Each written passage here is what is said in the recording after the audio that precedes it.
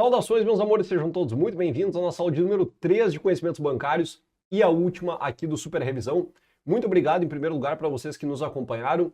E, em segundo lugar, inscrevam-se no canal. Eu não consigo acreditar que alguém assistiu até a terceira revisão de conhecimentos bancários e ainda não é inscrito, pelo amor de Deus, no canal do Prepara Banco. Bora lá, não vou ficar enrolando ninguém, a gente vai começar por onde hoje? Olha só, aula 3 a gente vai ver produtos, abertura e movimentação de contas, documentos básicos, garantias do SFN, aval, fiança, penhor, alienação, hipoteca, fiança bancária.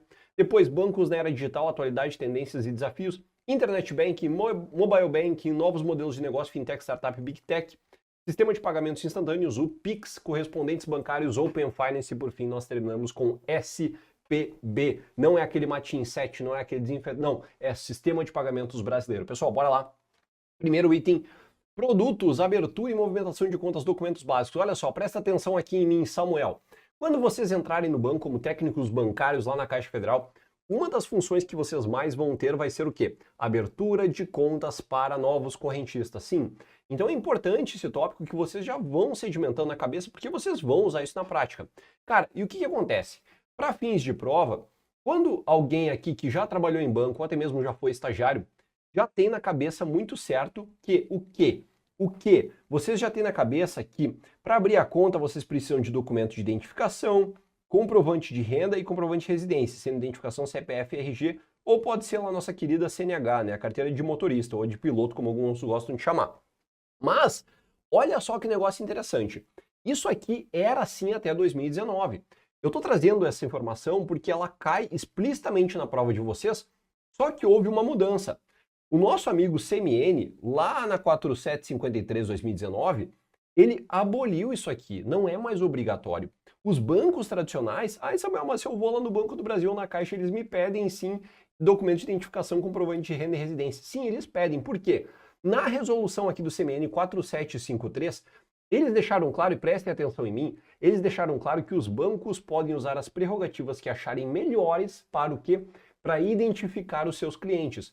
Por que o banco pede comprovante de renda e residência e lá o documento de identificação? Para identificar que a pessoa é a pessoa e que ela tem uma fonte de renda legítima, de fato, que existe, para que ela possa conceder limites de crédito e trabalhar com esse cara e oferecer bons produtos, beleza?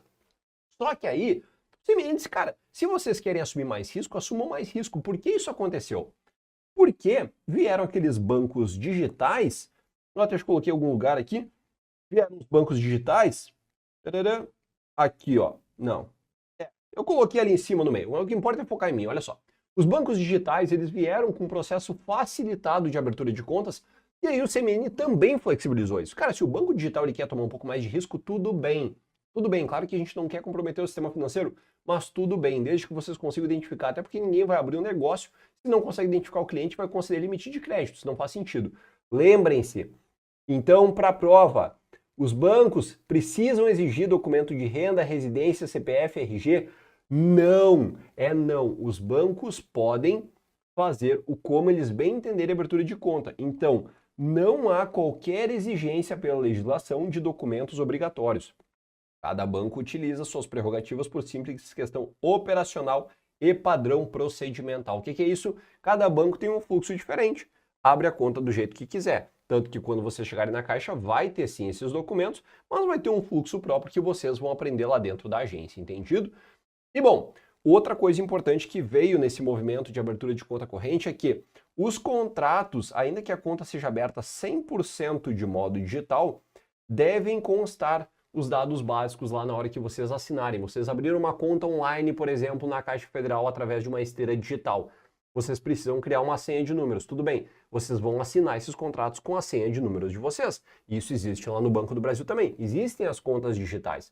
Mas aí vocês precisam assinar também os contratos e vocês vão receber eles. É obrigatório que tenham os contratos de abertura de conta corrente para que vocês vejam as condições que vocês estão aceitando em contrapartida com o banco, tá bom? Maravilha. E outra coisa aqui, muito cuidado. Olha só, muito cuidado. Ainda que na prática as contas correntes possuam tarifas, isso aqui é muito comum, vocês vão ver, o Banco Central ele obriga os nossos amiguinhos Caixa Federal, Banco do Brasil e todos os outros do sistema financeiro a que eles tenham uma conta de depósito à vista totalmente isenta. Quem é conta de depósito à vista? A nossa querida conta corrente. Conta Conta corrente. Samuel, e a conta salário? Cara, a conta salário ou aquela conta de pagamento, conta salário, é outra história até, tá? A conta salário, ela não tem manutenção, ela não tem custo de manutenção. Só que ela não é uma conta de depósito à vista. Aqui é só o empregador que deposita. Empregador, tá? Tanto que para abertura, geralmente lá na prática vocês vão pedir uma cartinha do empregador também, entendido? Mas aí o que a gente leva para a prova? Meus amores, não existe mais obrigatoriedade de documentação de CPF, RG, comprovante de renda, não existe pela lei. Os bancos geralmente exigem? Sim, porque eles podem determinar qual que é o procedimento. Os bancos grandes fazem isso justamente para quê? Para que eles tenham mais informações e possam trabalhar melhor com o cliente. Maravilha? Entendido? Beleza, aqui a gente fecha o primeiro bloco, então não tem nada além disso sobre abertura de conta corrente e documentos básicos, tá bom? Bora lá, vamos falar de garantias do SFN, pessoal, olha só, aval, fiança, penhor, alienação fiduciária, hipoteca, fiança bancária. Cara, isso aqui é muito importante para a Caixa, tá? Muito, para qualquer banco é muito importante, mas para a Caixa tem um pouquinho a mais de importância, por quê? Porque na Caixa a gente ainda vai falar de penhor. Sabe quando vocês levam as joias no banco lá para sair com dinheiro no bolso? Exato, tem penhor ainda na Caixa, que é exclusivo hoje. Não tem em nenhum outro lugar, a não ser em um e outro penhor que vocês encontram por aí em algum canto desse Brasil onde, meu Deus, olha só. Entendam a lógica, por que garantias são tão importantes? Eu acho que pode e deveria cair na prova de vocês, assim como geralmente cai na área bancária. Geralmente cai na área bancária. Garantias do sistema financeiro nacional. Quando vocês chegam no banco, como é que vocês sabem quanto que vocês podem emprestar para um cliente? Vocês não sabem, certo? Vocês não sabem. Então vocês fazem uma coisa que se chama de análise de crédito. Análise de crédito. Isso aqui é uma caixa preta e vai ser uma caixa preta até para vocês, tá? Análise de crédito, vocês vão botar a renda do cidadão, vocês vão pôr os bens dele no sistema, vocês vão colocar o CPF, vocês abriram a conta tudo bonito, vocês vão apertar um Enter e vai rodar uma análise de crédito. O que que vai dizer nessa análise? Quanto que vocês podem emprestar para esse cara? Sem garantias, e aí vai aparecer todas as linhas, crédito automático, crédito benefício, CDC, veículo, blá, blá, blá. E vocês vão ter com garantias, que obviamente é mais, com garantias. Quando vocês colocam uma garantia, que é dar algum colateral, vocês podem emprestar mais. É que nem quando alguém chega para vocês, ô Samuel, me empresta 1.000 aí, cara, eu te deixo esse relógio aqui que vale mais ou menos R$ 1.500. Vocês não se sentem mais seguros em emprestar esse dinheiro? Sim, porque ele deu uma garantia, um colateral. E é isso aqui que nós vamos ver quais os tipos de garantia que as pessoas dão ao banco, que elas concedem ao banco para tirar dinheiro. Beleza? Vou apagar aqui para não ficar bagunçado e a gente vai começar a explicar. Maravilha, já entenderam isso aqui. Show de bola. Olha só. Alienação fiduciária e hipoteca. Alienação hoje e hipoteca são extremamente utilizados para imóvel. A gente compara sempre com hipoteca porque a alienação ela é um pouco mais nova que a hipoteca e revolucionou o mercado pela facilidade dela de retomar o bem. Por quê? Olha só, quando a gente deixa algum imóvel em garantia, por exemplo, na modalidade de alienação, nós banco, tá? Vocês são banco agora, nós banco temos a propriedade do bem. Quando na hipoteca nós não temos mais a propriedade, já passou para o nome da pessoa. Você só tem uma hipoteca que vocês têm que ir lá depois e executar caso o cara seja inadimplente. Então na alienação, o devedor ele tem a propriedade, mas é uma condição suspensiva, que a partir do momento que não paga, adivinha, volta para o credor, o banco. Beleza? Olha só. O que é a vantagem da alienação? Ela oferece maior garantia na execução do que a hipoteca, porque a propriedade ela é transferida ao credor. Entenderam? A propriedade, o devedor, a pessoa que está devendo para o banco tem a posse, mas o banco ainda tem a propriedade. Por isso que a alienação é tão eficaz. Por isso que existe alienação, inclusive, para os veículos, que faz a alienação, faz o gravame, que a gente chama, que nada mais é do que alienar o chassi do veículo. Isso é o chamado gravame, tá? Tem um sistema nacional lá de gravames. Maravilha? Entendido? Geralmente a alienação é para bens móveis, mas nós usamos também para bens imóveis. Por que eu peço cuidado? Porque eles já cobraram em prova, tá? Eles já cobraram em prova, e agora eu peço toda a atenção do planeta de vocês. Porque, cara, se eles colocarem certas descrições e pedirem para você se é alienação ou se é hipoteca, quando a gente estiver falando de garantia de operações de bens móveis e dizer que a propriedade fica em condição suspensiva com o credor, com a pessoa que está emprestando dinheiro, com o banco, ele está falando de alienação. Samuel, mas tu falou na aula que alienação servia para imóveis. Tudo bem, mas isso aqui está na lei, cara. Toma cuidado, e eu já vi cair em prova essa barbárie. Vocês precisam de um pouquinho de bom senso lá para resolver a questão. Tá beleza? Entendido? Tudo tranquilo? Se tiver dúvida, pergunta. Samuel, tu não tá ao vivo no chat? Manda lá no @professor Samuel Greso, @preparabanco, que eu respondo para vocês pessoalmente. Tá bom? Mas eu acho que ficou bem claro. Maravilha. Outra novidade aqui, ó. 2020, o que acontece? Alienação fiduciária pode mais que uma? Alienação. Pode deixar o imóvel alienado 2 vezes? Alienar 2 vezes?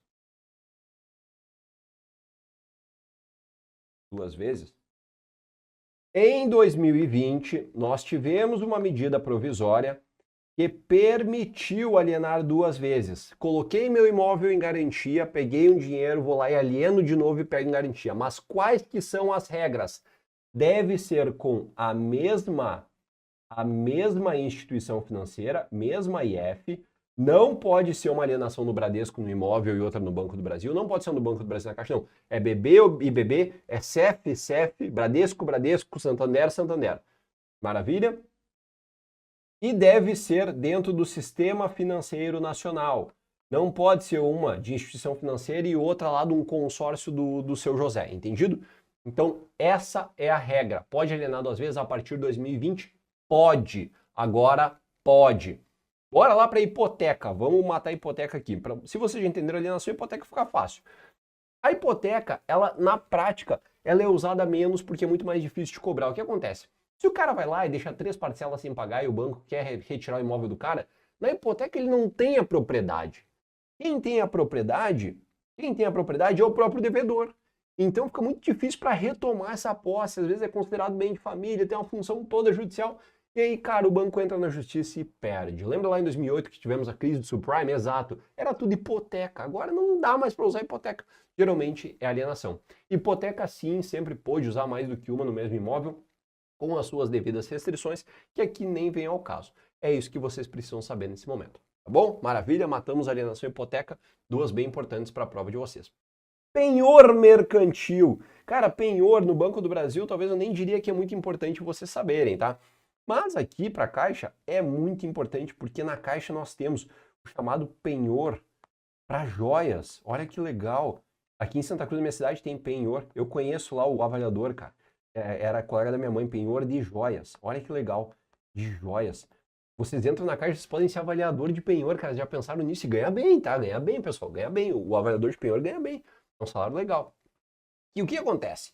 O penhor, a regra do penhor é que o devedor dá coisa bem móvel. Geralmente uma aliança, um relógio de valor, uma corrente de brilhantes, um brinco de brilhantes. Porque esse cara vai lá, por que ele vai fazer isso? Vamos supor que ele recebeu uma joia da família, mas ele precisa de dinheiro e não da joia. Ele pode ir na Caixa, deixar a joia penhorada, a Caixa faz a avaliação do bem e vê de acordo com o limite de crédito que eu falei antes para vocês, quanto que ela pode emprestar para esse cara, não é só quanto vale a joia, quanto que ela pode emprestar com garantia real. Garantia real é o penhor do bem. Quanto que ela pode emprestar para esse cara e ela vai lá e concede o empréstimo e a pessoa deixa a joia. O que é importante? O devedor, obviamente, ele vai ceder o bem, vai ficar sob posse da Caixa. O devedor, que é devedor,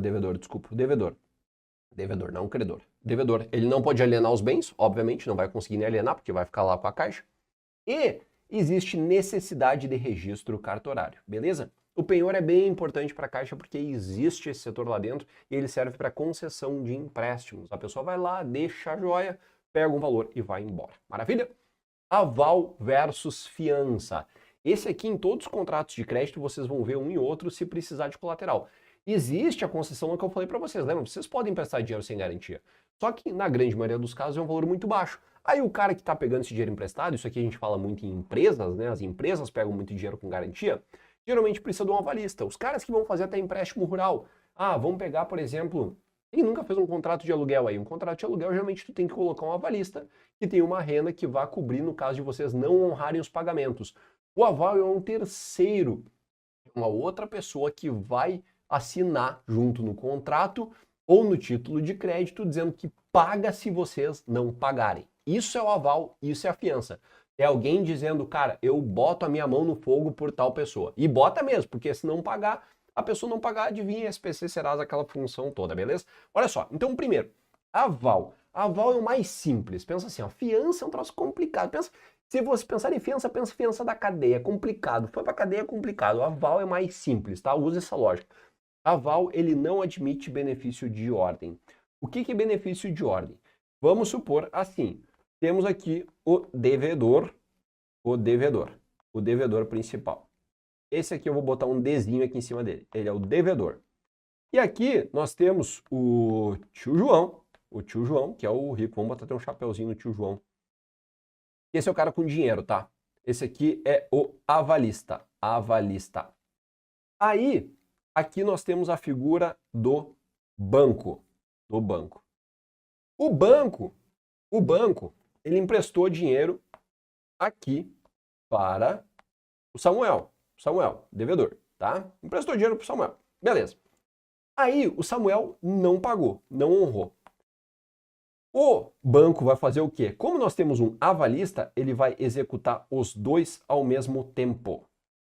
Daí vem o avalista, ele vai no banco, ele começa a reclamar, porque vocês nem cobraram ele antes, ele não disse que ia pagar. Cara, não importa, tu é avalista, tu vai ser executado no mesmo momento. Entrou o nome dele na SPC no Serasa, vai o teu junto. Paga então, não reclama, paga, tu assinou de avalista pro cara, tu disse que confiava nele, então paga. Isso é não ter benefício de ordem. Não tem uma ordem, não tem que cobrar primeiro eu, devedor, depois o avalista. Não tem benefício de ordem. Então cobra todo mundo, tá bom? Bom, aval geralmente dá-se, né? Em português chique, o Andrezão ama isso aqui. Dá-se em título de crédito, cheque e duplicata. Título de crédito, cheques e duplicatas são os melhores exemplos possíveis. Duplicata, o que é um boleto? É um boleto. Vocês podem lá emitir um boleto e colocar algum avalista. Isso, inclusive, geralmente é pedido nos bancos. Quando vocês vão emitir um boleto, vocês têm que botar alguém de avalista. No caso de não honrar, geralmente é a própria empresa que está emitindo o boleto que paga o boleto para o banco. É uma coisa assim, tá bom? Entenderam? Maravilha. E aqui é mais simples e específico, isso aqui eu já falei no início. E agora, e a fiança? Como é que funciona? A fiança, lembra ali do devedor? Olha só, lembra ali do devedor? Vamos apagar só as flechinhas. Para vocês entenderem. Nós temos de novo, agora não é o avalista, agora é o fiador. Vamos mudar aqui dentro, ó. Fiador, prestem atenção. Nós temos o devedor e nós temos o fiador. Isso aqui é em contrato. Aqui é em contrato. Contrato, beleza? Não é em título de crédito. O que acontece aqui? Foi o devedor, o banco vai lá, empresta o dinheiro para o devedor, emprestou a grana e adivinhe só, o devedor não pagou. O que acontece? O banco primeiro vai cobrar do devedor. Por quê? Porque admite benefício de ordem. Então, o banco vai cobrar primeiro o devedor. Esgotaram-se as possibilidades, não conseguiu cobrar, beleza, aí sim ele vem para cima do fiador como segunda opção. Entendido? Maravilha?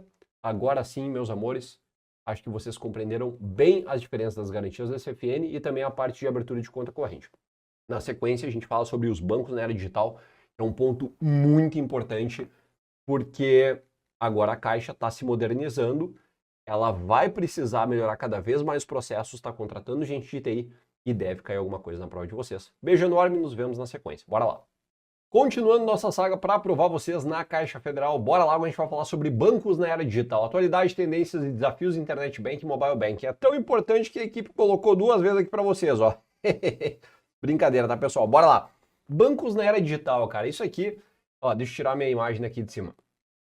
Isso aqui é bem bacana de ser cobrado porque é questão atual, tá? Vamos lá. A atualidade dos bancos hoje, o que eles representam? Qual que é a diferença lá de 2005, de 2010? Cara, primeiro ponto, redução de agências bancárias. Isso eu acho que vocês já sabem, mesmo estando fora do banco, que é um movimento. Eu, quando fui entrar no Banco do Brasil, passei em 2013, eu fui nomeado em 2015. Por que demorou tanto? Eles homologaram o concurso no final de 2013, tudo bem. Por que demorou tanto? Porque o Banco do Brasil naquela época começou a reduzir o número de agências, porque eles estavam começando a alavancar o uso de aplicativo, internet mobile bank, que a gente vai falar na sequência. Aí, obviamente, os clientes, principalmente aqueles mais novos, começaram a usar todas as transações online e não precisavam mais se deslocar até as agências. Se não tem cliente na agência, para que ter funcionário? Beleza, foi isso que aconteceu. Isso começou lá em 2014 de modo muito forte. Bom, segundo ponto, nós temos agora uma atualidade que foi o tal do Pix. O Pix também facilitou bastante as transações digitais. Acho que isso é redundante até falar para vocês, mas a gente sempre peca um pouquinho pelo excesso. O Pix facilitou, a galera não precisa mais fazer tanta transferência no banco, acabou ficando mais fácil, faz telefone, acabou. Bom, esse dado aqui que me preocupou bastante, que é a redução de 40% nas transações da boca do caixa. E claro, para quem atua de caixa, eu mesmo vi os caixas sendo reduzidos drasticamente nas agências. Isso aconteceu um fenômeno depois de 2020, que o pessoal ficou em casa e acabou sendo obrigado a aprender a usar o aplicativo do banco. Não tinha escapatória, não tinha ir lá chorar para o gerente, não tinha ir lá chorar para funcionário, porque ninguém podia atender. E até mesmo quem estava em casa não queria ter agência por risco de contaminação lá daquele bichinho, beleza? Maravilha. Aí, no entanto, eu trago um dado bem curioso para vocês, que é esse aqui, ó. Olha só que negócio interessante. Dinheiro físico em circulação. E eu lembro que esse dado saiu dentro do Banco do Brasil, cara. Em 2019, nós tínhamos aqui cerca de 280 bilhões em circulação no país. E em 2021, o que aconteceu? Pulou para 370, cara, 90 bilhões de aumento de moeda circulante. Isso aqui aconteceu porque muita gente, mas muita gente, eu lembro como se fosse agora, foi até o banco para sacar dinheiro, porque tinha medo que ia haver confisco como teve na época do Plano Collor, tá? Muito medo, muito medo. Logo, foi um pouco antes do Plano Collor, né, ali em 94. É Plano Collor, exatamente, 94. Então, cara, muita gente sacou dinheiro e a gente teve um aumento, e até hoje nós temos 341. Caiu, mas seguimos com mais papel moeda em circulação do que antes, ali em 2019. Então, cara, por que eu trouxe esse último fator para contrastar um pouco com os demais? Isso aqui é mais curiosidade, mas tá no edital de vocês, a gente tem que trazer essas informações, tá? Eu chego a ficar nervoso porque eu quero ir para um ponto mais objetivo. Porque, cara, ainda que tenha havido redução de agências, tem menos pessoas indo, nós temos mais dinheiro em circulação que acaba demandando também mais o sistema financeiro. Beleza? Então, cara, nós atingimos meio que um platô. Olha como teve uma redução pequena de 2023 para agora. Somente 0,2%. Então tem mais dinheiro circulando, tanto que agora os caixas deram uma estabilizada dentro do banco, e inclusive o número de funcionários. Por isso que nós temos concursos agora mais recorrentes e nós estamos entrando numa boa era, beleza? Passamos adiante. Quais são as tendências? Olha só, a gente vai falar sobre atualidade, tendências e desafios. Isso que está expresso no edital. Tendências, quais que são? 1. Digitização. Esse é o termo que os bancos usam. Todo mundo indo para o quê? Para o mobile banking, para o internet banking. Seja no desktop, naquele computador de mesa, seja no aplicativo do telefone. Desse carinha aqui. Maravilha? 2. Serviços são commodities, cara. Todos os bancos têm o mesmo serviço, meu. O que muda, praticamente, tá? O que muda são detalhes pequenos e o atendimento. Serviço é commodities. Essa é a tendência do setor bancário. E terceiro, investimentos em setores de tecnologia, tá? Cara, os bancos estão investindo pesado nisso. BB, para vocês terem uma ideia, tem um setor dentro do Vale do Silício, tem um laboratório dentro do Vale do Silício investindo. Cara, às vezes a gente nem imagina esse tipo de coisa, eu acabo ficando sabendo porque eu vejo na intranet do banco, beleza? Quais são os desafios? A autonomia dos clientes. Cara, hoje é muito fácil para um cliente pegar, fechar a conta de modo online e abrir em outro banco. Só vai lá e faz uma transferência. Cara, a autonomia dos clientes está muito grande. Isso é um desafio para os bancos. Porque antigamente, se tu quisesse fechar uma conta, era muito mais moroso. Se tu quisesse abrir em outro banco, dava muito trabalho. Aí o cara não... Para que eu vou fechar a conta desse banco e abrir no outro, sendo que vai demorar demais? Exato, era isso que acontecia. Hoje não é mais assim. 2. Amplo acesso à informação. Isso aqui foi o Open Finance que veio para acabar com as cortinas do mercado financeiro. Nós vamos, caem as cortinas, caem as cortinas, caem as cortinas. Por que as cortinas? Porque hoje, se o cliente quiser e autorizar, todos os bancos veem todos os saldos de todo mundo e aí eles podem ficar brigando para dar a melhor taxa para aquele cara e trazer ele para a instituição. Isso é o Open Finance. A gente vai falar mais sobre ele na frente porque tem um tópico específico da edital e a gente tem que detalhar mais esse cara, tá? Mas por enquanto, o amplo acesso à informação por parte dos bancos é um problema para todos os bancos, porque é muito mais concorrência. Ao mesmo tempo que é mais uma opção de buscar negócios, também é uma ameaça, beleza? Terceiro, marketplace de varejistas com soluções financeiras. Primeiro lugar, o que é marketplace? Marketplace, vamos pegar aqui um exemplo, Magazine Luiza. A Magazine Luiza tem o seu marketplace, que é um sistema integrado. O marketplace é um ambiente único, marketplace. Pensa assim, ó, market, supermercado, place, lugar. É um lugar que é um supermercado, que é toda a loja da Magazine Luiza. E lá ela tem soluções financeiras, ela tem a linha que ela é varejista, que ela vende os produtos dela, ela tem um braço lá dentro, Ai que fome, eu acho, Ai que fome, acho que é o Ai que fome que é deles, que é justamente de delivery, de entrega de comida. Então, cara, isso é o marketplace. E lá dentro, esses caras têm soluções financeiras. Eles concedem empréstimos, inclusive, cara. Porque são tem uma fintech lá dentro. Que a gente vai falar especificamente depois que precisa de autorização do Banco Central. Então, cara, isso é uma ameaça, porque antigamente não existia a Ricardo Eletro, a Magazine Luiza, a Via Varejo, ponto. Esses caras concedem empréstimo. Hoje eles são uma ameaça para o banco. Vocês vão lá na Renner, você consegue um empréstimo, o cartãozinho da Renner. Cara, não era assim, é muito complicado hoje, os bancos têm muita concorrência. E quarto, esse aqui é moda e eu peço cuidado, é a segurança da informação, a LGPD, que está inclusive expressa no edital de vocês e não sou eu que vou fazer revisão disso aqui, tem outro professor. Eu não sei se vai fazer revisão. No curso completo a gente tinha LGPD e tem tudo sobre ela lá. A Lei Geral de Proteção de Dados agora está tentando blindar ao máximo as instituições para que elas não deixem vazar informações dos seus clientes. Imagina se daqui a pouco eu, Samuel, ou vocês têm uma conta no banco e aparece na internet CPF, endereço, renda, cara, não dá. Então a LGPD veio para proteger. Só que isso gerou muito custo para os bancos.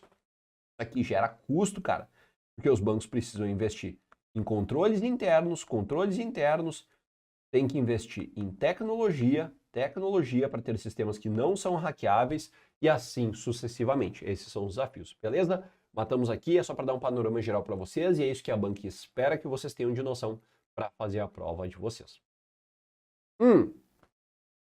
Cara, são importantes ter alguns detalhes aqui. Pessoal, Internet Banking e Mobile Banking. Vamos diferenciar o joio do trigo primeiro. Internet Banking e Mobile Banking. Qual a diferença? Os dois não são online, não usam Wi-Fi? Sim, mas Internet Banking a gente usa no desktop. É um computadorzinho de mesa, esse que eu estou usando aqui para gravar com vocês. Eu tenho um iMac que é o desktop. Isso é o Internet Banking. Se eu usar o aplicativo do banco, eu entrar no site do banco, eu estou usando o Internet Banking. Se eu entrar no Mobile Banking, eu estou indo pelo meu iPhone lá, pelo telefone. Isso aqui é o Mobile Banking, beleza? Só essa é a diferença. E olha só, o que já caiu em prova para vocês que eu preciso que todos saibam. Operações complexas fazem sentido ou não fazem sentido serem levadas para o Internet Banking, para o Mobile Banking? Não. Não, não, não, não e não. A maior parte das transações online, presta atenção em mim, migraram sim, meus amores, para o Internet Banking. Tá tudo online. Mas operações complexas, se cair na prova de vocês, elas não são encorajadas a serem transferidas de modo online. Por quê? Vocês querem fazer um ACC e um ACE que a gente revisou na aula 2 de conhecimentos bancários aqui do Super Revisão. Por que vocês vão tentar fazer um ACC e um ACE online? É muito complicado. Então, isso ainda é lá com o gerente de contas. Vocês vão lá com o cara, ele estrutura junto com a GSEX, por exemplo, dentro do Banco do Brasil, que é Gerência de Comércio Exterior, e aí conseguem a melhor taxa, trava cambial, toda aquela função do ACC e do ACE para vocês, porque é uma operação muito complexa. Está sendo migrado aos poucos, conforme os clientes vão aprendendo e conforme a tecnologia do banco vai avançando? Sim. Hoje para a prova 2024, quando cair, não. Não, operações complexas, não, não, não e não pro online, tá bom? Bueno, e aqui outra coisa importante. Se o banco fica mandando aqueles push de notificações, aquela mensagenzinha que fica vindo plim, plim, que fica dando aquele aviso sempre para contrate tanto de empréstimo agora, só hoje tanto de investimento LCA. Cara, tudo que o banco disponibilizar para vocês para contratar online, ele ele deverá conceder a mesma alternativa de cancelamento. Contratou online? Pode cancelar online. Pode contratar um pacote de serviço online? Pode cancelar online. Fez empréstimo online? Pode cancelar online. Tudo que ele deixa vocês contratarem online, que ele tenta botar o máximo possível, vocês também podem cancelar. Isso é obrigatoriedade do banco dentro do Sistema Financeiro Nacional. Beleza? Bora lá, vamos continuar mais um golinho d'água e agora a gente vai começar sobre Fintech, Startup e Big Tech. Olha só, Fintech, pessoal, é muito importante. E nós temos duas que são definidas dentro do site do Banco Central, que é a SCD e a CEP. A gente vai falar agora, eu vou deixar tudo mastigado para vocês. Inclusive, eu fiz uma dica lá no meu perfil do Insta sobre SCD e CEP, caiu exatamente igual a questão no BNB, tá? Igualzinho. E não me surpreenderia se a banca cobrasse de novo. Porque dentro de Fintech, Big Tech, Startup, não tem muita coisa para cobrar. Aqui é a parte mais legal, é onde tem mais conceito. E eu, como examinador, eu cobraria isso também. Tá bom? Bora, vamos lá. Ó, Fintech, pessoal, a gente pode ter quais tipos aqui no Brasil, tá? Quais são os tipos? A gente pode ter de crédito, de pagamento, de gestão financeira, empréstimo, investimento, financiamento, seguro, negociação de dívida, câmbio, multisserviço. O que é uma Fintech? É uma plataforma online, tá? Vai ser uma plataforma online. Não vai ser um ambiente físico, vai ser uma plataforma online. E aí aqui no Brasil nós temos dois tipos de Fintech de crédito. Primeira, olha só, sociedade de crédito direto e sociedade de empréstimo entre pessoas. Tá bom? Vamos falar da primeira, que é a sociedade de crédito direto. E quando vocês verem esse SCD, eu quero que vocês pensem assim, ó. CD é de quê? CD é de com dinheiro. Com dinheiro. A SCD é com dinheiro. Por que é com dinheiro? Porque ela tem dinheiro. Porque ela pode emprestar com recurso próprio. Aliás, ela deve emprestar só com recurso próprio. Ela não pode fazer captação de recurso do público. Ela não pode pegar dinheiro meu do Samuel. Ah, cara, eu vou fazer um CDB aqui para ti, tu investe no CDB, eu uso esse teu dinheiro para emprestar na outra ponta. Não. Sociedade de crédito é com dinheiro, ela tem dinheiro. É com dinheiro, ela tem dinheiro. CD. Quando vocês verem um SCD, Sociedade de Crédito Direto, é com dinheiro. Ela tem dinheiro para emprestar. Vocês não precisam fazer captação. Vocês não podem. Não precisam, vocês não podem fazer captação com o público. Entendido? Cara, aqui no segundo parágrafo, o que está escrito? Presta atenção em mim. Não vou nem mostrar o segundo parágrafo. Presta atenção em mim. Para quem que é SCD, que é a Sociedade de Crédito Direto, que é com dinheiro, que ela tem a grana do bolso, ela pode emprestar. Ela vai ter que fazer análise assim como um banco faz. Ou seja, para pessoas que têm um bom grau de endividamento, para pessoas que tenham procedência com a renda, para pessoas que tenham pontualidade nos pagamentos dentro do Sistema Financeiro Nacional, e aí também vai ter que controlar a atividade econômica que ela tem e fazer um limite de crédito. É a mesma coisa que no banco. A SCD, assim como o banco, tem que fazer uma análise de crédito bem feitinha para emprestar dinheiro, porque elas apresentam um risco, sim, delas quebrarem, tá bom? São muito voláteis, beleza? Entendido? Quais são os outros serviços que uma SCD pode fazer? Quais serviços que ela pode fazer? Análise de crédito para terceiro. Então vamos supor assim, ó, tu tem uma empresa de ferro, tá? Tu tem uma empresa de ferro, tu vende ferro. Quer que alguém faça análise de crédito dos teus clientes para vocês começarem a conceder prazo para esses caras. Vocês podem contratar uma SCD, uma sociedade de crédito direto, para fazer essa análise para vocês, ao invés de colocar um setor, treinar uma pessoa, para terceiriza, passa, cara, eu tenho tal pessoa, CNPJ tal, faturamento do cara é tanto, analisa para mim. Paga, eles devolvem a análise e vocês vão lá e emprestam um dinheiro para o cara. Ou melhor, vocês concedem prazo nas vendas para o cara. Cobrança de crédito de terceiro, cara, pessoa inadimplente, não tem jeito de pagar, delega para a SCD, se ela conseguir recuperar, ela passa um valor para vocês e ela repassa um valor para o bolso dela. Distribuição de seguro relacionado com as operações por ela concedidas, são os famosos prestamistas que a gente viu na aula 1, por meio de plataforma eletrônica e emissão de moeda eletrônica. Moeda digital, né? Beleza. Isso aqui é SCD. Matamos. Então, entenderam? SCD com dinheiro. Se ela tem dinheiro, ela não pode captar recurso com o público. Isso aqui é muito importante para a prova de vocês, tá bom? Agora, vamos para a CEP, Sociedade de Empréstimo entre Pessoas. Quando vocês verem a CEP, é sempre as últimas duas letras, né? Viu aqui? CD com dinheiro. E a CEP é essa pode. Essa pode. Essa pode o quê? Essa pode captar recurso com o público. Essa pode captar recurso com o público. Olha só, essa é a tão temida diferença que mataria uma questão lá no BNB. E aí, cara, o pessoal às vezes não faz essa ligação, chega na hora da prova e se confunde, porque eu sei que vocês têm uma cacetada de matéria para lembrar. Pronto, CEP, essa pode o quê? Captar recurso com o público. Qual que é a importância desse dinheiro? Pegou dinheiro com o público? Tem que usar exclusivamente para operação de crédito. Pegou aqui 15 mil, 20 mil, tem que ser usado exclusivamente para operação de crédito. Beleza? Uma coisa está extremamente vinculada na outra. Lembrando que a exposição de um credor deve ser no máximo de 15 mil. Então, assim, eu, Samuel, cheguei lá e depositei 30. Os caras emitiram um CDB para mim, eu depositei 30k. 30 mil, 30k. Dá para ver que é 3, né? 30k. Eles não podem emprestar esses 30 mil em uma única operação. Não pode. Tem que ser 15 e 15. Por quê? Para diluir meu risco. Para diluir o risco das operações. Tem que ser 15 e 15. Pode ser 10, 10 e 10? Pode. Não pode ser mais que 15. Não pode ser 20 e 10. Não. Tem que ser menos de 15 mil por operação. Beleza? Maravilha. Vamos apagar isso aqui para não ficar uma zona. O que mais que a SCD pode fazer para os clientes? Que tipo de serviço? Análise de cobrança de crédito e emissão de moeda eletrônica. Então esses caras aqui, análise e cobrança de crédito. Desculpa, análise e cobrança de crédito. Perdão, análise e cobrança de crédito.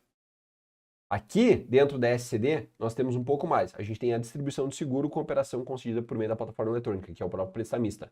Aqui a gente não tem na CEP. Essa é a diferença.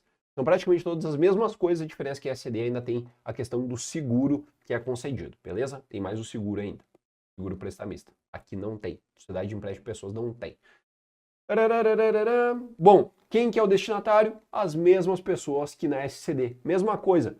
A CEP vai ter que fazer também uma análise de crédito para ver se o cara tem um endividamento razoável no sistema financeiro, se ele paga tudo em dia, se ele não é um cara caloteiro, e etc, e etc. CEP e SCD, as duas querem emprestar bem o dinheiro, independente de uma ou de outra. Aqui tem um quadrinho que está dentro do site do Bacen. Cara, vai falar o que eu acabei de falar para vocês, tá? Eu botei porque esse material fica disponível, se vocês quiserem olhar depois, ele vai estar lá disponível. O que acontece? Aqui em cima, quem é que nós temos? Esse cara aqui é o investidor. Aí aqui no meio a gente tem a CEP, que está pagando um percentual para esse cara, nos investimentos dele. E aqui embaixo, ela está conectando com os devedores. Que para cada um desses caras, o máximo é 15 mil reais. 15 mil reais por operação, por credor. Beleza? Não pode assumir mais risco do que isso. Fechou? Maravilha. Bora, olha só. Autorização. E aqui nós estamos falando das duas. Tanto a SCD com dinheiro, quanto a CEP, que essa pode, devem solicitar autorização para o Banco Central. Não pode operar sem autorização do Bacen. Beleza? Vamos lá, além de obter informação do proprietário, com a origem respectiva à movimentação financeira.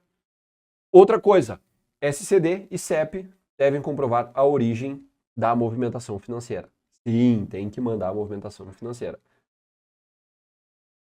Sempre fazendo o quê? Vendo se os empreendimentos têm compatibilidade da capacidade econômico-financeira com o porte, natureza e objetivo do empreendimento. Ou seja, não dá para vocês quererem emprestar lá 100 mil uma fintech pro Joãozinho que está abrindo um brechó que só vende roupa de R$7. Vocês vão ver que o cara não tem nem patrimônio próprio para girar 15 mil. Ele está quebrado. Ou que vocês ainda vão querer emprestar 1 milhão para alguém, sendo que o cara também está abrindo uma lojinha minúscula de roupa. Não faz sentido. Tem que ter compatibilidade com a capacidade econômico-financeira e com o porte, natureza e objetivo do empreendimento. Isso aqui deve ser comprovado para o Banco Central, senão essas instituições, essas fintechs podem perder a licença, beleza? Regulamentadas desde quando? Estão regulamentadas desde 2018 aqui no Brasil. E bom, importante e última informação sobre as fintechs, é vedada às instituições de pagamento a realização de atividades privativas de instituições financeiras. Não pode, tá? Não dá para a gente pegar uma fintech que não tem autorização como SCD ou CEP para atuar como banco. Não dá. Se vocês têm lá o Mercado Pago, que só atua fazendo meio de pagamento, vocês não podem prestar recurso que é atividade de instituição financeira, entendido? Instituição de pagamento não necessariamente é uma SCD ou uma CEP, beleza? Entendido? Fechamos. Bora para Big Techs. Cara, eu acho que fintech é o mais importante para a prova, tá? Dessas três aqui, não que Big Tech e Startup não sejam, vocês precisam entender o conceito. Mas dentro de fintech a gente tem mais definições. Pararara. Passei só uma flanela na minha tela aqui. Bora lá. Big Tech. Cara, o que é Big Tech? São as grandes empresas tecnológicas. Google, Amazon, Apple. Aquela terceira é o Meta, que é a dona da Facebook e agora também do WhatsApp. E ali eu botei a Microsoft também. São só exemplos, tá? Isso é Big Tech. O que mais vocês querem saber de Big Tech? Eu não faço ideia do que eles querem saber a mais de Big Tech para essa prova. Não faz sentido esse troço no edital. Eu não acho que faz o menor sentido. Mas tudo bem. Vocês têm que saber que são as grandes empresas do setor de tecnologia. Beleza? Só isso. Startups. Quem que são as startups? Cara, startup é um negócio de risco, tá? Não precisa ser online, lembra disso. Quando a gente fala de Big Tech, está envolvido de alguma forma com parte tecnológica. Startup não precisa ser online. Startup geralmente é uma ideia que ela é escalável e ela demanda investimentos de um investidor anjo lá no início do projeto. Talvez vocês já tenham visto aquele programa Shark Tank. Sei lá como é que é aqui no Brasil, acho que é o Shark Tank mesmo aqui no Brasil. Tem outro nome nos Estados Unidos também. Enfim, Shark Tank tem aqui, tem lá. Shark Tank é um baita do exemplo. As pessoas vão, apresentam uma ideia escalável, fazem um pitch de vendas e alguém investe sim ou não por um equity na empresa, por uma participação, por um equity. Isso aqui nada mais, nada menos é que uma participação no negócio. Participação no negócio, beleza? Na sequência, a gente vai para correspondentes bancários, depois Pix, depois Open Finance e, por fim, Sistema de Pagamentos Brasileiros, meus amores. Beijo, peguem um café rapidinho, a gente vai em um piscar de olhos já voltar. Muito bem, meus amores, olha só, a gente vai passar por um ponto agora que é um dos queridinhos da Caixa, que são os COBANs, os correspondentes bancários. Cara, o que vem a ser um correspondente bancário? Isso aqui não é nada mais, nada menos do que um agente do banco, É um cara que vai lá, ele abre uma bodega, a Caixa geralmente são as lotéricas, né? Nós temos outras, não pode ser só o correspondente bancário. E esse cara, ele opera em nome da Caixa. Porque nada melhor, vamos botar mais para cima, nome da Caixa, nome da CEF. Porque nada melhor do que tu abrir um negócio já com a marca da Caixa Federal por trás do teu business, não acham? Assim, esse cara opera mediante uma remuneração, onde ele pode oferecer grande parte dos serviços que a Caixa oferece lá na instituição dele, com o CNPJ dele, que ele atua recebendo comissões. Então, cara, é um baita do negócio para pessoas que atuam no privado. E olha só, existe muita procura por Cobans para que as pessoas... Cara, quem abre o negócio muitas vezes, cara, eu quero abrir um Coban, porque já tem todo aquele embaso da marca, já tem tudo pronto, o modelo, então ele só vai lá, inaugura o local junto com a Caixa, ele vê a localização melhor e começa a operar. E bom, para vocês entenderem o escopo geral, agora a gente vai para os detalhes de prova. Cara, Coban não precisa de autorização do Banco Central do Brasil para operar, diferente lá das fintechs que a gente viu antes. Então, atenção, se disser na prova de vocês, Coban precisa de autorização do Banco Central para operar, falso, mentira, não precisa. E quais são as principais atividades desses caras hoje aqui no Brasil? Primeiro, receber, esse aqui é um dos principais, tá? Receber e encaminhar intermediação de propostas de abertura de conta, de empréstimos e financiamentos, de cartões e operações de câmbio. Operações não, operações de câmbio. Cara, Coban, imagina, ele já ganha uma comissãozinha lá por cada título, por cada boleto que ele paga, que a gente vai falar aqui embaixo dos pagamentos. Imagina num financiamento, esse cara ganha muito mais se ele consegue fechar um financiamento imobiliário, por exemplo, lá dentro da instituição dele, entendido? Então, cara, o Coban atua mediante comissão. Pagamentos, obviamente, toda vez que alguém vai lá, paga uma conta de água, de luz, de telefone, esse cara recebe uma comissão. E por que raio que os bancos preferem pagar? Porque eles acham muito mais barato, muitas vezes, pagar uma comissão por título, por boleto pago, do que manter um funcionário que nem vocês, de caixa, que é caro, que eles pagam PLR, eles pagam plano de saúde, que eles pagam absolutamente tudo. Então, às vezes, é muito caro.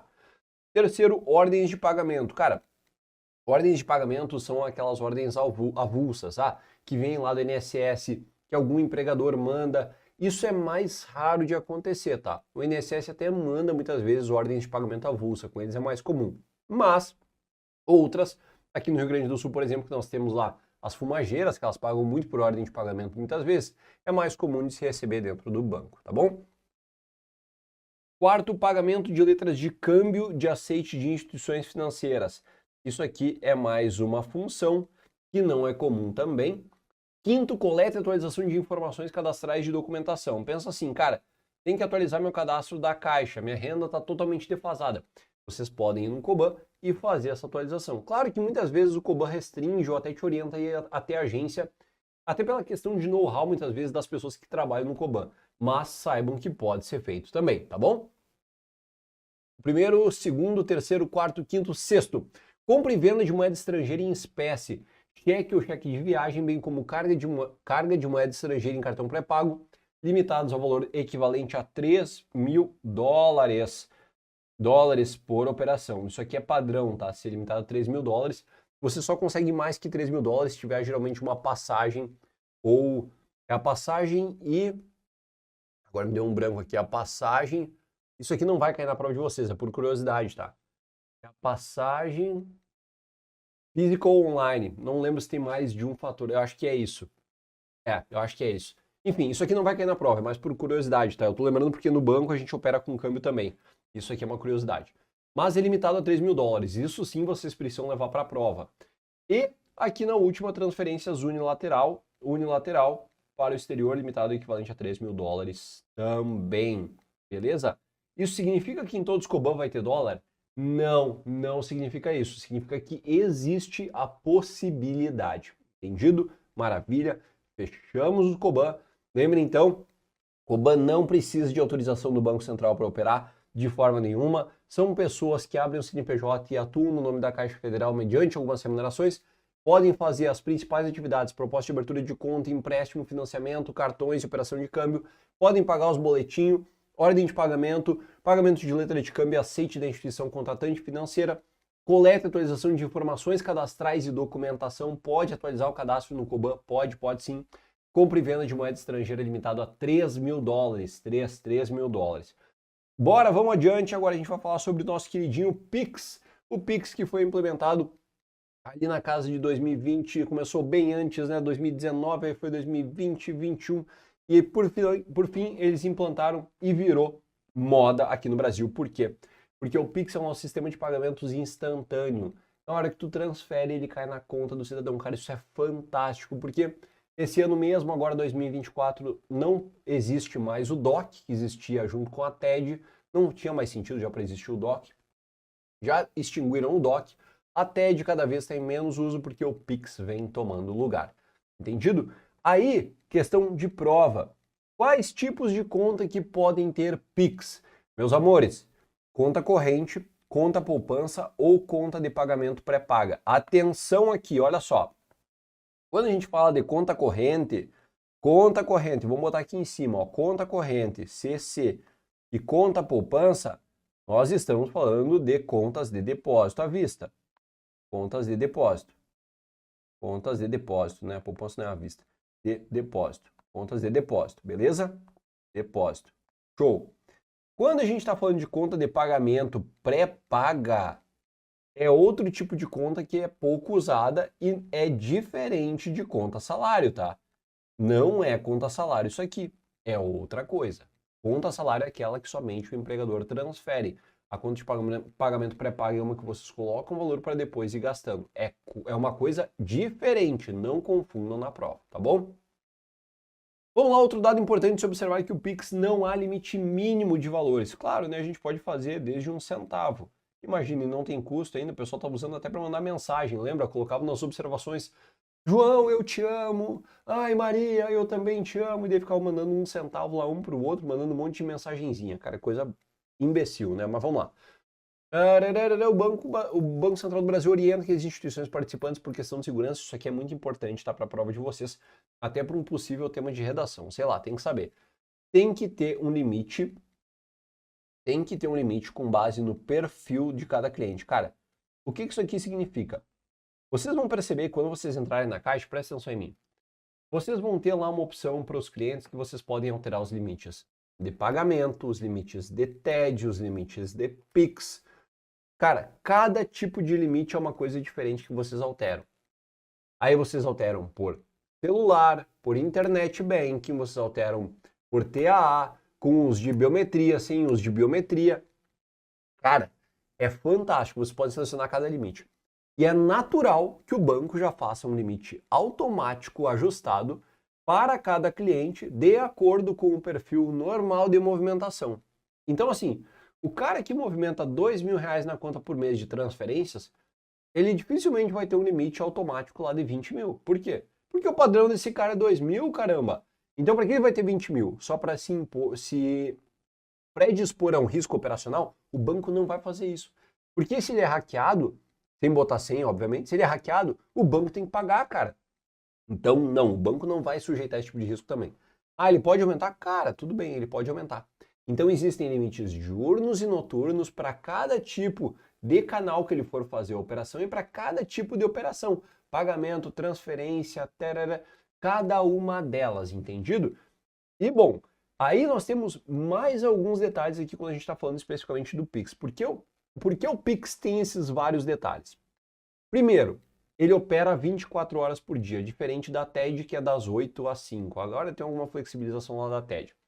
Mas assim, o Pix opera 24 horas por dia. Então imagina assim, vocês estão na noite, saíram para dar uma volta com a gata, foram jantar num restaurante maravilhoso, na saída vem alguém à mão armada e pá, transfere 100 mil, senão eu te mato. A vida vale mais. Então o que vocês vão fazer? Vão transferir. Cara, teve um caso em São Paulo que o empresário, se não me engano, teve que transferir 1 milhão, já faz uns meses isso. Isso foi antes dessas informações que eu vou passar para vocês. Agora, o Pix, ele tem limite noturno, obrigatório pelo Banco Central. O que é limite noturno? Noturno é das 8 da noite às 6 da manhã. E não pode transferir para pessoa física Pix maior do que R$1.000 à noite. Passou das 8, o cara tá me devendo 1.250, vou transferir agora, vou fazer o negócio. Não pode, é R$1.000 o limite. A instituição financeira pode botar menos que isso? Pode. Banco do Brasil, 800 pila. Tá? Então, cuidado. Pix para pessoa física no período diurno é o mesmo limite que a TED. Mesmo limite. Se na instituição financeira o cara pode ter até 150 mil de TED, ele pode ter até 150 mil de Pix. Por que isso? Para que justamente o cara tenha opção. Ele pode fazer um Pix que não paga do que fazer uma TED na boca do caixa. Só que geralmente o que acontece é que os limites de TED são baixos. Por exemplo, o cara pode fazer usualmente 2 mil. Ele vai poder alterar até 20 mil. Então ele precisa fazer uma de 40? Não dá, vai ter que ir na boca do caixa fazer, entendeu? Terceiro, Pix para pessoa jurídica no período diurno ou noturno, mesmo limite da TED. Então olha só, o que a pessoa tem que cuidar aqui? E para pessoa jurídica, o limite é o mesmo que a TED. Tá vendo como não tem a limitação? É o mesmo que a TED. Para pessoa física, que o limite noturno é R$1.000. Cuidado, cuidado. Para pessoa jurídica é o mesmo que a TED. Para física é R$1.000. Então, se o cliente quiser, ele precisa limitar o valor da TED dele por segurança. Beleza? Entendido? Maravilha. E um quarto e último fator é que instituições financeiras com mais de 500 mil clientes são obrigadas a oferecer o Pix, beleza? Então, olha só, Pix pode para quem? Primeiro, é um sistema de pagamentos online hoje aqui no Brasil, fantástico. Quais contas podem? As contas de depósito, conta corrente, conta poupança, ou as contas de pagamento pré-pagas, que não é a mesma coisa que conta salário, beleza? Maravilha. 2, não tem limite mínimo de valor, vocês podem fazer um centavo, tanto que a galerinha ficava mandando mensagem por Pix, lembra? Beleza. Terceiro, limites devem ser estabelecidos de acordo com o perfil dos clientes, assim como é para pagamento e TED, tá? O Pix não é nada diferente, é de acordo com o limite, o limite é de acordo com o perfil dos clientes. Quarto, acho que estamos no quarto agora, né? Exato, Pix para pessoa física no período diurno é a mesma coisa que TED. No noturno é até 1.000. Para pessoa jurídica, o diurno e o noturno são iguais a TED. Qual que é o período noturno? Das 8 às 6 da manhã. Quem que tem que oferecer o Pix? Instituições com mais de 500 mil clientes, beleza? Fechamos aqui, bora para a próxima, que agora a gente vai falar sobre Open Finance. Open Finance também é bem novo e nada mais é do que finanças abertas. Open, aberto, finance, finanças. Finanças abertas. Cara, isso aqui é muito legal. Isso aqui começou na Europa, tá, pessoal? Olha, curioso, isso aqui começou na Europa. Eu estudei a origem do Open Finance porque eu achei fantástico isso. Cara, porque assim, olha só, hoje no sistema brasileiro, introdução rápida aqui de 30 segundos para vocês entenderem, não vou tomar muito tempo. O sistema financeiro como um todo antes, nós até tínhamos acesso, nós temos acesso no endividamento de cada pessoa no Sistema Financeiro Nacional, endividamento no SFN. Eu consigo entrar no sistema do Banco do Brasil e ver o endividamento de uma pessoa se ela me passar o CPF, por exemplo, na Caixa do Bradesco, desde que ela autorize. A autorização é SCR, ela tem que fazer a autorização. Mas eu conseguia consultar. O cara tem um financiamento imobiliário lá de 250 mil na Caixa, beleza. E na nossa análise de crédito, isso já puxa porque o cara tem que autorizar o SCR para fazer a ANC, a análise de crédito, entendeu? Só que nós não tínhamos acesso nos valores investidos do cara, por exemplo. Não tinha como ter isso. A não ser que ele chegasse e dissesse, ó, Samuel, eu tenho tanto em LCI, tanto em LCA aqui tanto em LCI, tanto em LCA na carteira. Aí sim. Mas com o Open Finance, que veio lá da Europa, essa prerrogativa, aí sim abriu-se um sistema para que o cliente autorizasse a instituição a receber todos os dados dele do outro banco. Para que isso? Para ter mais isonomia nas ofertas. Então, cara, isso é ótimo para quem? Para os clientes, é fantástico, porque o cara pode ser amplamente assediado pela instituição financeira. Maravilha? Entendido. Fizemos a introdução aqui. E cara, como é que funciona? O cidadão, ele vai compartilhar quando passar pelas 3 fases: consentimento, autenticação e confirmação. E nada mais é do que o cara entrar no aplicativo, vai no app e valida. Vai no app e valida. É isso, tá? Consentimento, autenticação e confirmação. É o famoso CAC, né? Quem conhece o atirador esportivo que tem autorização CAC, é isso aqui. É o CAC. Consentimento, autenticação e confirmação. Bom, olha só. Quem que pode operar o Open Finance? Somente instituições autorizadas pelo Bacen. Isso aqui não é brincadeira. Se não tem autorização do Bacen, não pode operar Open Finance. Lembrando que a lei do sigilo bancário, ela obviamente é aplicável. Imagina vocês receberem um monte de informações de um cliente e aí vocês começarem a gritar aos 7 ventos quanto que o cara tem investido em outra instituição. Não é porque ele não está no banco de vocês que vocês podem sair falando do dinheiro do carinha. Não pode, vocês têm que respeitar a lei de sigilo bancário, ainda que o dinheiro não esteja dentro do Banco do Brasil, da Caixa, seja lá onde vocês forem trabalhar. Beleza? Não importa, lei de sigilo bancário é aplicável. Todos os dados, isso aqui é muito importante para a prova, possuem prazo de término de compartilhamento. As autorizações não são ad eternum, elas não ficam para sempre, então precisa ter um prazo de finalização. Lembrando que o cliente tem que autorizar, então, depois que acabar. Só que aí tem mais um detalhe. Se a finalidade do Open Finance mudar, não, cara, eu não quero mais compartilhar os meus dados para investimento, eu quero compartilhar o meu endividamento. Se for alterada a finalidade, adivinhe só, nova autorização deverá ser concedida. Se mudar a finalidade, nova autorização. Mudou a finalidade, nova autorização. Beleza? Maravilha. E aqui é muito importante também. A solicitação do Open Finance, o pedido, se inicia quando a instituição que irá receber os dados é demandada. Então pensa assim, olha aqui para mim. Eu, Samuel, Hoje tenho conta no Banco do Brasil, tá? Principalmente. Sou correntista Banco do Brasil porque eu sou funcionário. Aí, vocês, meus alunos, começam uma enxurrada de aprovados na Caixa Econômica Federal. E aí eu vejo os meus alunos assumindo na Caixa. E aí vocês começam a me ligar, pô, Samuel, aqui eu tenho investimento muito bom para ti, cara, tu foi meu professor, consegui ver com o pessoal do setor de investimentos que eles vão te pagar 105% aqui do LCI, do CDI no LCI. E, cara, eu quero que tu traga o dinheiro para cá. Eu só preciso que tu faça autorização no Open Finance. Como é que vai funcionar? Eu, Samuel, vou lá na Caixa, abrir minha conta, e aí eu vou demandar lá, que é na instituição que recebe, na instituição que vai receber. Eu não começo dizendo para o Banco do Brasil que eu vou mandar dado nenhum. Não. Lembra que isso aqui é na surdina. Eu vou lá na Caixa e eu digo que eu quero autorizar o Open Finance. Aí começa o processo do Open Finance. É sempre na instituição que recebe os dados. Tu puxa ele. Então, tu autoriza para puxar os dados, beleza? É assim que funciona. Aqui, cuidado para não confundir com a instituição que concederá os dados. Lembra do exemplo da CEF do Itaú? Nesse caso, aqui tinha um outro exemplo, até eu usei uma cópia, enfim. Mas agora o exemplo que eu usei é da CEF do Banco do Brasil. Não muda absolutamente nada. Então, não se esqueçam, é sempre na surdina o negócio. Vocês não vão gritar aos 7 ventos que vocês vão mandar os dados. Não, vocês vão lá na instituição, vocês dizem, ó, cara, pode consultar aqui, porque eu tenho uma grana lá no Banco do Brasil. Vê o que vocês conseguem para mim aí. Se a proposta for boa, eu trago a grana para cá. Isso não vai acontecer, mas é só um exemplo para a gente fazer uma alusão boa, beleza? Na sequência, meus amores, a gente continua falando de sistema de pagamentos brasileiro e terminamos a nossa última aula do Super Revisão.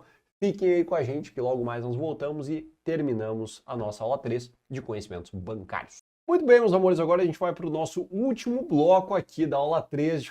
Tá me dando um aperto no coração já, mas eu tenho certeza que eu não vou me despedir de vocês definitivamente, porque nós vamos nos ver assim no concurso lá do Banco do Brasil. Vocês vão nos ver no preparatório do Banco do Brasil para que a gente conquiste uma vaga também. Depois vocês possam escolher, assim como eu tive a honra de escolher a nomeação entre qualquer um dos dois bancos. Passem nos dois, não deixem, não fiquem à mercê da sorte, pelo amor de Deus.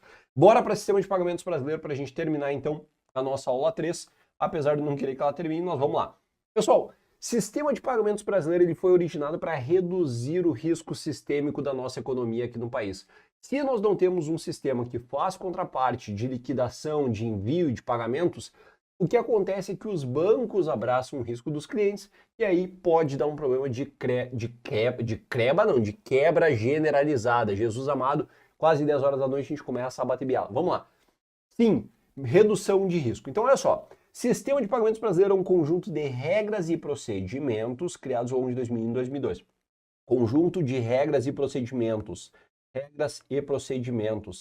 e também de sistemas. Sistemas também. Regras, procedimentos e sistemas. Que justamente veio para reduzir o risco sistêmico dos bancos. Logo, a função básica do SPB ali é a definição, transferir recursos, processar e liquidar pagamentos para pessoas, empresas do governo, Banco Central e instituições financeiras. Olha só, quais são os sistemas que compõem o nosso SPB? Aqui estão os principais, depois a gente fala dos demais. Vamos lá. Primeiro, Selic. Não é a taxa... Não, cara, não é a taxa Selic. É o Sistema Especial de Liquidação e Custódia. Esse aqui faz a movimentação dos títulos públicos federais. Lembra dos TPF que a gente estudou lá? Lembra dos títulos públicos federais que a gente estudou lá na primeira revisão? Sim, dos produtos LFT, LTN, NTNB, que eu sei que causou uma confusão brava na cabeça de vocês, mandaram um monte de perguntas nos comentários exatamente. Cara, o Selic, ele opera os títulos públicos federais. Então, não confundam se eles colocarem na prova que ele opera CDB ou algum outro título privado. Não, Selic é operado justamente para títulos públicos. 2. Comp, compensação de cheques. Cara, a Comp é administrada, vamos botar uma flechinha para cima. A Comp é administrada pelo Banco do Brasil, tá? Pelo Banco do Brasil, pelo BB. No entanto, todos os bancos operam em conjunto fazendo a validação dos cheques. Porque, por exemplo, se vocês vão lá no Banco do Brasil e depositam um cheque do Sicredi numa conta do Banco do Brasil, o Banco do Brasil pega esse cheque, manda digitalizado para o Sicredi, confirmar a assinatura e demais aspectos formais. Inclusive para ver se tem saldo na conta do cara lá no Sicredi. Não é o Banco do Brasil que faz isso. Mas o Banco do Brasil opera esse sistema como um todo. Então é isso que vocês precisam entender da Comp. Quem administra? Banco do Brasil. Quem faz toda a função dentro da Comp de conferir cheque? São todos os bancos que recebam algum cheque de outra instituição financeira. Beleza? Todo mundo tem acesso. Terceiro, B3, cara. A B3 é a nossa bolsa, que é o sistema privado responsável por liquidação de títulos privados. Aí sim a gente está falando de debêntures, fundos imobiliários, ações, ETFs, entre outros. B3 é o privado responsável pela liquidação. É importante ressaltarmos que qualquer liquidação do SPB, do Sistema de Pagamentos Brasileiro, está plenamente condicionada à existência de saldo na conta do emitente da ordem. Fala sério, né? Às vezes eu coloco as coisas porque, cara, eu acho que a gente tem que pecar pelo óbvio também, tá? Mas isso aqui talvez não precisaria nem estar aqui. Então, sim, tem que ter dinheiro na conta de quem tá mandando.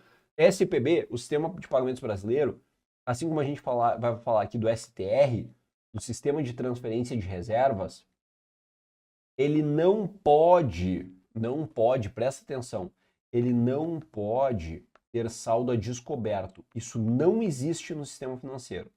Não pode saldo. O que é saldo a descoberto? Negativo, né, cara? A descoberto. Descoberto.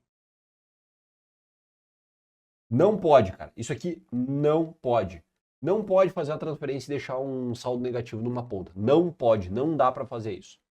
E bueno, quem que opera o SPB? Quais são as instituições? Isso aqui pode cair na prova de vocês. Ah, tal e tal sistema é operado por tal instituição. Tal e tal sistema é operado por tal instituição. Vamos lá. STR, que é o Sistema de Transferência de Reservas. Isso aqui vocês podem chamar de coração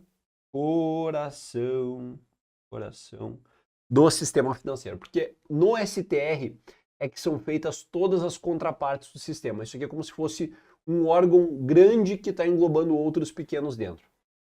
Quem que opera isso aqui? Banco Central. Esses são os do Banco Central.